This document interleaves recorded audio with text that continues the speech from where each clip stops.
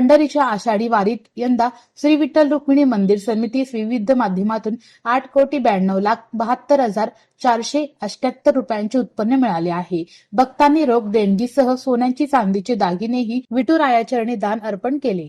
यात्रेत 4,95,022 वारकऱ्यांनी पादस्पर्श दर्शन तर 5,42,000 वारकरी मंडळींनी मुखदर्शन घेतल्याची माहिती मंदिर समितीचे सहअध्यक्ष गहिनीनाथ महाराज औसेकर यांनी दिली. आषाढी दर्शन रांगेत भक्तांनी मोठी गर्दी केली होती.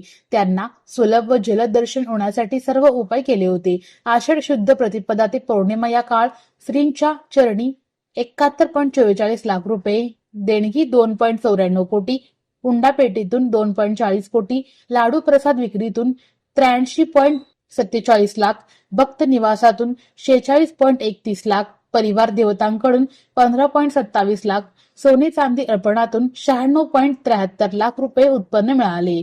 अगरबत्ती, चंदन, महावस्त्रे, फोटो, मोबाईल, लॉकर आदी सेवांमधून 45.20 लाख रुपये उत्पन्न मंदिर समितीला मिळाले आहे.